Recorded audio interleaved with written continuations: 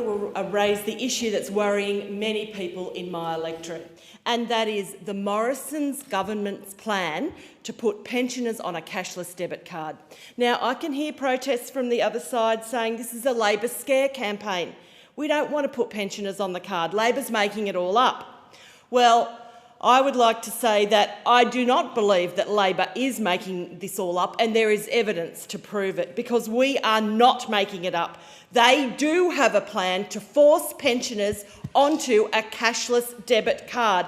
There is evidence. Labor will fight the cashless welfare card for pensioners. Labor will scrap the cashless welfare card.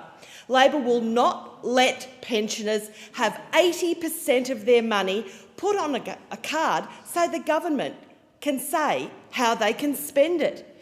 This is not an ordinary bank debit card. It's a privatised cashless card that can be only used in shops that the government approves. You may even have to use a special payment method, a special cash register, if you like, for this card. As we know, this card is already being used in communities across Queensland, in South Australia, in WA and the Northern Territory. And I've met with people using this card.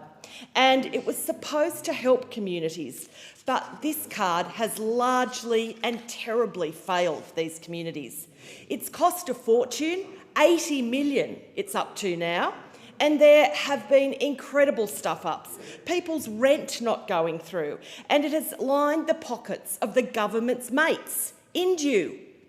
And it's forced pensioners onto this card saying, we don't trust you with your money. That's what the government's really saying to people with this card.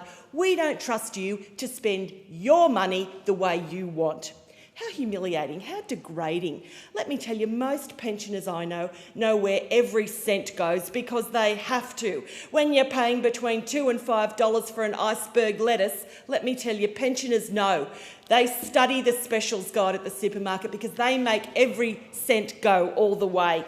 And all for what? This card won't help them one bit, just like this government hasn't helped pensioners one little bit. And the vast majority of pensioners, they've served this country, they've paid their taxes, and now they're being told how to spend their money. It isn't good enough. If the government was really worried about these communities, it'd improve their health by boosting Medicare.